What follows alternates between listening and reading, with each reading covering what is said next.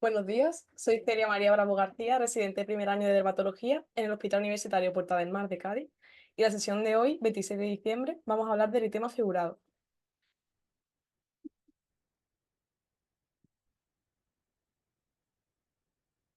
Los objetivos de la sesión son definir qué son los eritemas figurados, hablar un poco de la clasificación clásica y de las características diferenciales de los diferentes tipos.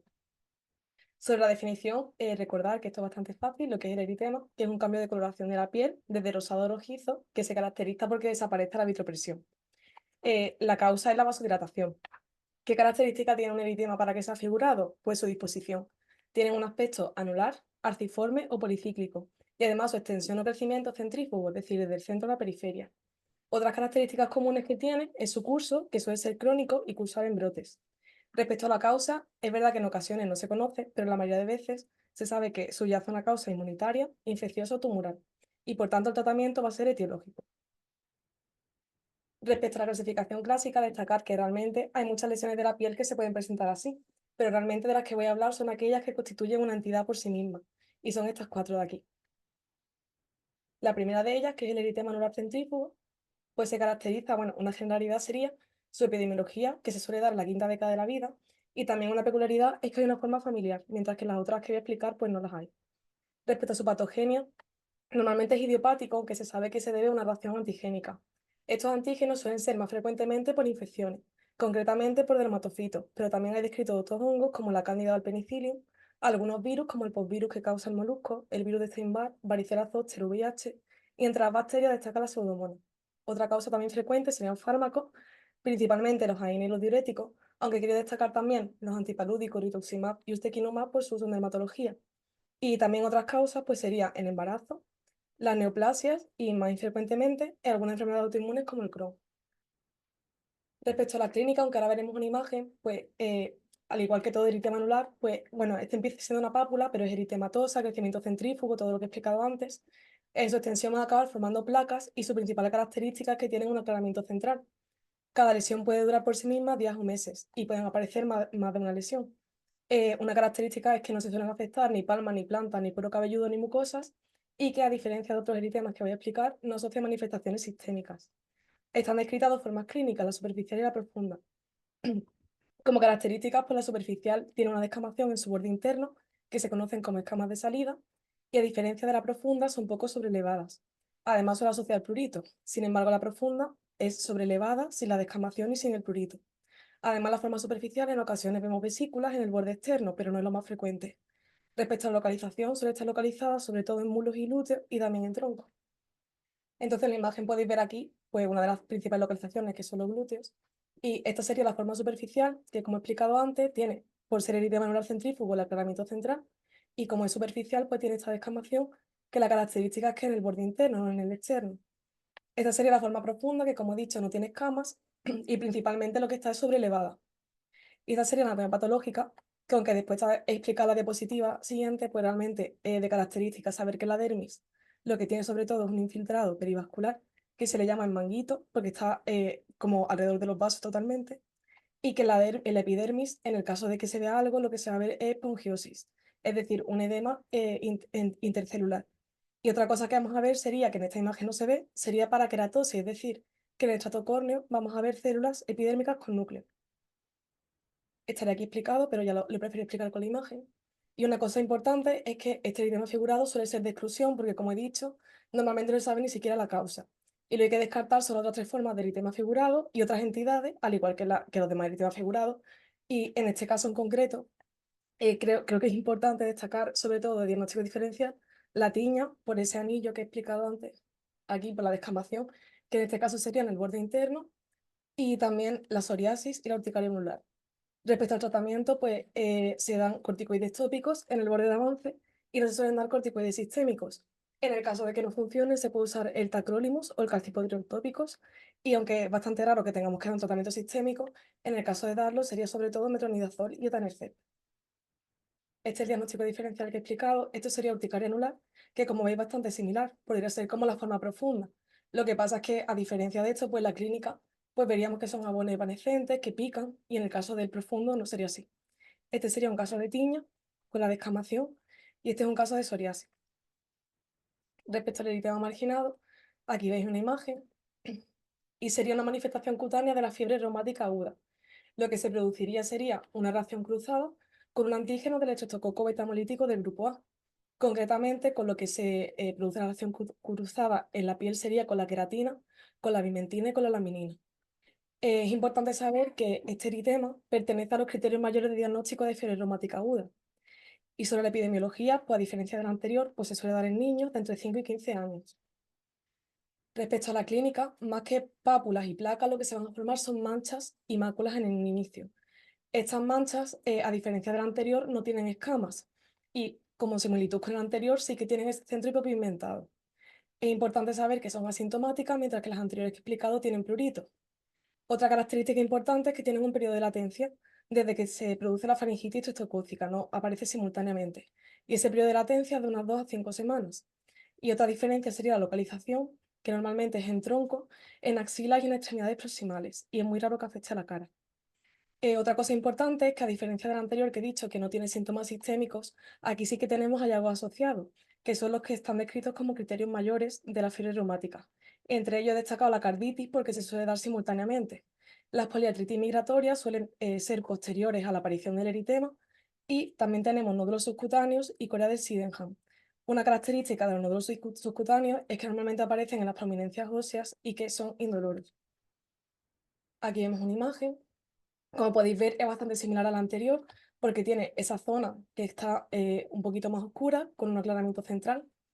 Y una característica es eso, no tendría las escamas y que además de que en lugar de placas normalmente son manchas que no se deberían palpar. Otra cosa importante respecto al diagnóstico, esto no es del eritema como tal, sino de la fiebre reumática. Son necesarios dos criterios mayores, que uno sería el eritema en el caso de esta, o bien un criterio mayor junto con dos menores, que son bastante más simples, como la fiebre, la artralgia o restantes de fase agudo elevados en la analítica. Y obviamente, como es causado por el estreptococo, siempre se debe evidenciar pues, que ha habido una infección por el estreptococo de grupo A. Respecto al diagnóstico diferencial, creo que es importante también hacer el diagnóstico diferencial con la urticaria anular, como he explicado antes, porque veis que al final la diferencia principal sería, como he dicho antes también, que no hay prurito, que el paciente también no va a contar que la lesión son evanescentes, pero sería un buen diagnóstico diferencial. También uno típico, que es este que he puesto aquí, es el eritema anular de la infancia, que es muy similar a la presentación clínica, pero que no está relacionado con el estreptococo, y el granuloma anular, porque también se puede parecer un poco. Y principal diferencia también creo yo que es la localización, quizás. Respecto al eritema migratorio, es la manifestación cutánea inicial de la enfermedad de Lyme, que es causada por la Borrelia burgdorferi, que va a infectar a las garrapatas de un género que se llama Ixodes, y esta nos pica y produce esta enfermedad. Entonces, hay varias fases, realmente solo he puesto dos porque son en las dos que aparece este eritema, que sería la fase localizada temprana y la diseminada temprana. En la localizada temprana sí que aparece el eritema migratorio como tal, y sí que tiene un síntoma sistémico que serían manifestaciones gripales, como por ejemplo fiebre, artralgia. En la fase diseminada temprana, que como su nombre indica, ya ha pasado a la sangre, es diseminada, si viésemos algo en la piel sería el eritema migratorio diseminado, que se caracteriza porque son múltiples lesiones, no solo una lesión, y además son más pequeñas. Y como es una fase ya diseminada, podemos ver otros síntomas como las linfadenopatías, conjuntivitis y hepatitis. Si no tratásemos la enfermedad en esta fase, pues se acaban desarrollando otras complicaciones sistémicas. Un 60% de los pacientes desarrollan artritis, un 10% afectación neurológica, destacando la parálisis facial, y un 5% afectación cardíaca, destacando el bloqueo auriculoventricular. Sobre la epidemiología, he destacado un poco la localización porque no es frecuente en España, sino que se vería más en Estados Unidos y en Europa concretamente, en el norte, en la península escandinava y la zona central como la zona de Alemania y demás. La época típica para que ocurra es primavera-verano, más que porque las garrapatas no estén en las demás épocas, pues realmente porque es cuando la gente va más al campo y demás. Entonces, hay muchos animales que viven en el bosque que son reservorios, como por ejemplo las ardillas, ratones, pájaros, ciervos. Entonces hay que tener un poco de cuidado cuando viajamos a estas zonas. Respecto a la clínica, en este caso sí que es una placa, al ser, es también eritematosa, anular, porque es un eritema centrífugo, y donde aparece en la zona de la picadura. Sin embargo, como he puesto aquí, tiene una latencia de 7 a 14 días, es decir, que quizá el paciente no se acuerda que tenía la picadura, porque ya a lo mejor incluso ha desaparecido. Normalmente, al igual que los anteriores que he dicho, suele tener una zona central más clara, pero aquí la característica es que se suele volver rojo oscuro o incluso violáceo. Y en ocasiones también encontramos en el centro vesículas o costras. Otra cosa que no siempre se ve sería que a veces se forman anillos concéntricos que le dan un aspecto que se llama ojo de buey. Y otra característica diferencial con lo anteriores que he explicado es que no tiene escamas tampoco. Respecto a la localización, pues además del tronco, pues sitios típicos donde pueda esconderse la garrapata, como por ejemplo las axilas, las ingles, los huecos popliteos, que al final son pliegues. Respecto a hallazgos asociados, pues aquí sí que podemos encontrar en la piel eh, dos características que ya serían en la fase tardía, que serían el linfocitoma borrelial y la clodermatitis crónica atrófica, pero no voy a explicar porque no son eritemas figurados. Entonces, en esta imagen pues podéis ver que tiene el borde bien delimitado, el aclaramiento central, y en este caso en concreto tiene otro borde, tendría como esa forma que he dicho yo en anillo. Y el centro es un poquito más oscuro. En este caso sí que se ve bastante más rojo oscuro el centro, que se ve alguna vesícula, alguna costra, y aquí se ha vuelto violáceo. Pero en ocasiones se queda totalmente eritematoso, sin aclaramiento central, sin volverse más oscuro. Entonces, por eso, cuando hablamos de diagnóstico diferencial, pues también es con alguna patología que no tiene que tener esta característica como tal, como por ejemplo la erisipela o la celulitis, que normalmente se queda totalmente rojo, una dermatitis de contacto alérgica, exantema fijo medicamentoso, y obviamente también pues simplemente una reacción a alguna picadura, que a lo mejor se le ha puesto un poquito más eritematosa a la zona. Una cosa importante que destaco también es en el diagnóstico, que normalmente lo que se debería hacer es una PCR. ¿Por qué? Pues porque se ha visto que la serología tiene muchos falsos positivos y muchos falsos negativos y que el cultivo muchas veces no crece nada. Entonces, como que la técnica ideal, el gol estándar, debería ser hacer una PCR de los tejidos afectos. Respecto al tratamiento, pues obviamente es antibiótico, pero aquí sí lo he querido destacar porque no es igual que la faringitis estreptocócica que todos conocemos. Y simplemente saber que debe tener una duración mínima de 2 semanas, que es bastante prolongado el tratamiento. Y lo que se suele utilizar es la doxiciclina a dosis de 100 cada 12 horas, pero también podemos usar la amoxicilina a 500 cada 8 o la cefuroxima a 500 cada 12. En el caso de que ya sea una fase más evolucionada y tenga afectación neurológica como la meningitis o articular como la artritis, es necesario que el tratamiento sea parenteral y deberíamos dar ceftriaxona o cefotaxima. Y ya el último de todos, que es el eritema giratum repens, es una manifestación cutánea paraneoplásica por una reacción cruzada con antígenos de la membrana basal. Normalmente a qué cáncer se asocia, al de pulmón, aunque he descrito casos menos frecuentemente en mama y en esófago. Y también quiero destacar que no siempre es paraneoplásica, porque hay casos descritos en tuberculosis.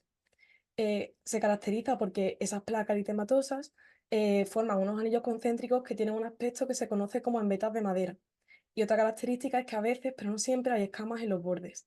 He destacado el crecimiento porque es el que crece más rápido, crece 1 centímetro al día, con lo que en cuestión de días podríamos tener una placa bastante grande. Puede ser pruriginosa en ocasiones y asociar keratodermia palmoplantar, además de también hiperkeratosis ungueal o nicolisis, pero esto es lo más característico. Aquí vemos el eritema, que tiene una forma bastante peculiar. Y también leí, lo que pasa es que no lo he puesto en la diapositiva, que realmente hay muy pocos casos descritos, creo que hay como 60 en el mundo, que es bastante infrecuente. Y bueno, esto sería un diagnóstico diferencial que se debería hacer, que es con la tiroides roja pilar en resolución, porque también lo característico es que tiene menos eritema y tiene mucha más descamación. Pero bueno, que podía dar pie a confusión por la forma que tiene. Y otro diagnóstico diferencial sería con alguna enfermedad ampollosas que acaben descamando después también. Respecto al tratamiento, obviamente, si es paraneoplásico, pues de la neoplasia subyacente. Importante que si reapareciese, pues deberíamos pensar ya, obviamente, en recidivas y metástasis. He hecho un resumen, aunque se me mueve un poco la foto, pero las cosas más importantes de todos ellos, destacar el anular centrífugo, recordar la patogenia, que es idiopático, de manera más frecuente, y se puede asociar a algunas cosas, entre ellas el embarazo. El marginado, recordar que se debe a la fiebre reumática y que siempre tiene un periodo de latencia de 2 a 5 semanas. El migratorio es por enfermedad de Lyme con latencia de 7 a 14 días y el giratum repens, pensar sobre todo en neoplasia de pulmón. Respecto a la clínica, recordar el anular centrífugo que hay dos formas, la superficial y la profunda. Está la superficial con las escamas en el centro, que son pruriginosas. El marginado, recordar que este no tendría escamas y que es totalmente asintomático a diferencia del anterior. El migratorio, sobre todo, que normalmente en la zona central vemos esta zona más oscura. Y el giratum repens, pues este aspecto en vetas de madera. Y finalmente también, pues que el anular centrífugo no asocia síntomas sistémicos. El marginado, todos los de los criterios mayores de la fiebre reumática, sobre todo recordar la carditis porque suele ser concomitante. El migratorio, recordar que se puede asociar, si no se trata, a otros síntomas, principalmente artritis, parálisis facial y bloqueo AV, y finalmente el giratum repens, la keratodermia palmoplantar. Y ya por último, de diagnóstico diferencial, pues he puesto aquí un poco el resumen, porque en realidad en cada una he puesto la que creo que es un poco más importante, pero que realmente en la mayoría de ellas tenemos que descartar, en el caso de que haya descamación, de lesiones descamativas, como he explicado antes, la tiña, psoriasis, tiriasis e incluso dermatitis seborreica, pero normalmente como no afecta a cara no suele ser necesario. Y respecto a lesiones no descamativas, destacar sobre todo la urticaria con la forma anular, el eritema multiforme, el herulo manular, algunas enfermedades ampollosas, el lupus, sobre todo en las formas que están más sobrelevadas, más infiltradas, el linfoma cutáneo y también el exantema fijo medicamentoso. De modo de conclusión, pues recordar que los ictemas figurados son un grupo de dermatosis con una disposición típica, que es lo que le da el nombre de figurado, pero que constituyen entidades clínicas propias. Se pueden asociar a numerosas causas, sobre todo descartar, pensar en inmunes, infecciosas, el marginado del migratorio, las neoplásicas, el giratum repens, y que para su diagnóstico no solo es importante esta disposición, porque puede estar en muchas otras patologías dermatológicas, sino que hay que también pensar un poco la historia clínica del paciente por si tiene alguno de estos antecedentes y descartar otras entidades de presentación similar. Y ya está, y finalmente eso, que su tratamiento siempre va a ser etiológico. Esta es la bibliografía que he utilizado y muchas gracias.